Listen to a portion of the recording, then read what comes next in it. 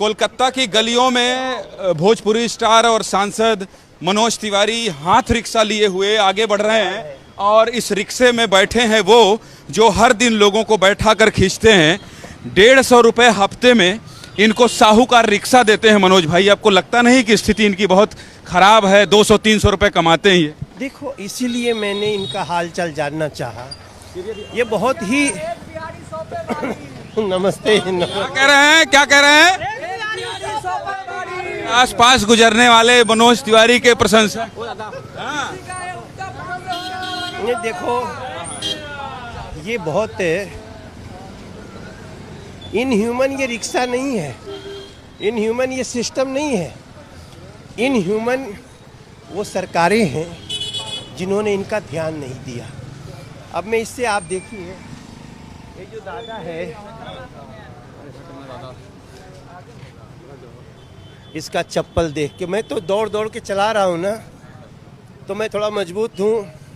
चला तो ये भी रहे होंगे, बट इनका भी न्यूट्रिशन होना चाहिए कि नहीं होना चाहिए? बिल्कुल। इनका भी जूते का व्यवस्था होना चाहिए कि नहीं होना चाहिए? अगर ये हेरिटेज है, हाई कोर्ट भी कहता है, तो क्यों ना इनको थोड़ा एम्पावर किया जाए? तो सरकारों ने ध्यान नहीं दिया क्या? दीदी ने बिल्कुल ध्यान नहीं दिया क्या? ध्यान दिया होता तो देखो, रिक्शा तो खराब नहीं है, रिक्शा बहुत अच्छा है, देखने में बहुत सुंदर है। पीछे नंबर है ना इसका? कितना नंबर है? नंबर है, नंबर है पीछे है? नहीं ध्यान दिया। बहुत खुश हो मनोज तिवारी चला रहे हैं रिक्शा? खुश है। खुश हो? तो और आनंद लेना चाहते हो? मनोज भाई कहो थोड़ा और घुमाएं। घुमाएंगे तब तो हम संस्तुति करेंगे कि इन लोगों को शू होना चाहिए, इनको आयुष्मान योजना मिलना चाहिए। इनको बीमार हो तो इनको 5 लाख रुपया तक इलाज मिले, इसकी व्यवस्था इनकी होनी चाहिए। That's why I am here. अच्छा, आप ये जानने आए हैं, आप समझ रहे हैं? हाँ, यही जानने आया ना। तो कोर्ट ने तो इनको कहा है कि चलने दिया जाए। ठीक है, कोर्ट का सम्मान है। ये कई मायनों में ये बारिश होती है तो बारिश में यही जहाज हो जाता है। लोग मर्सिडीज छोड़ छोड़ के इस पे बैठते हैं। कहो भैया, ठीक है ना? बारिश आती है तो इससे लोग बचते हैं। लेकिन कुल मिला के मैं समझता हूँ कि इन लोगों का ध्यान सरकार ने नहीं रखा, टीएमसी दीदी ने नहीं रखी। आप लोग आएंगे तो क्या करेंगे? इनके ऊपर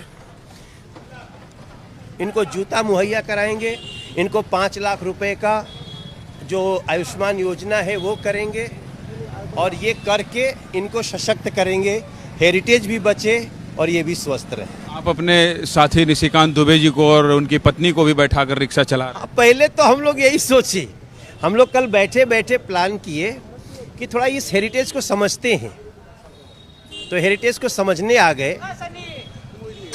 कोर्ट की बात में भी दम है कि जो चीज़ एक हेरिटेज होती है तो उसको रखना चाहिए, क्योंकि इसके साथ एक दर्द और है कि जिन लोगों लगभग 1 लाख लोग, वो निशिकांत जी कहाँ गए?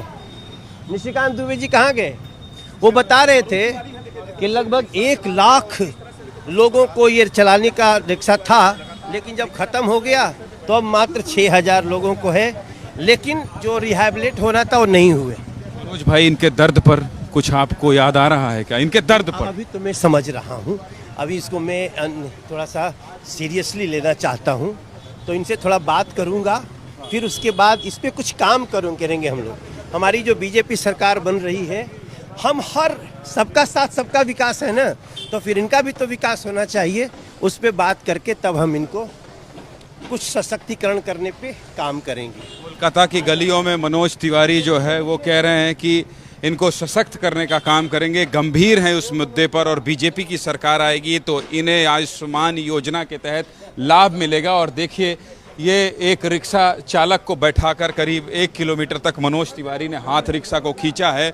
और जैसा कि मैं इनसे बात कर रहा था, ये कह रहे थे कि 500 से 600 रुपये ये कमा लेते थे, लेकिन अभी चूंकि स्कूल बंद है, ऐसे में 150-200 रुपये में ही इन्हें दिन भर का गुजारा करना पड़ता है, घर चलाना पड़ता है। मनोज तिवारी कह रहे हैं, मैं इस पर गंभीर हूँ, प्रचार करने नहीं आया हूँ, इनका हाल जानने आया हूँ। कैमरा पर्सन दुर्गेश साहू के साथ ज्ञानेंद्र तिवारी, एबीपी न्यूज़, कोलकाता।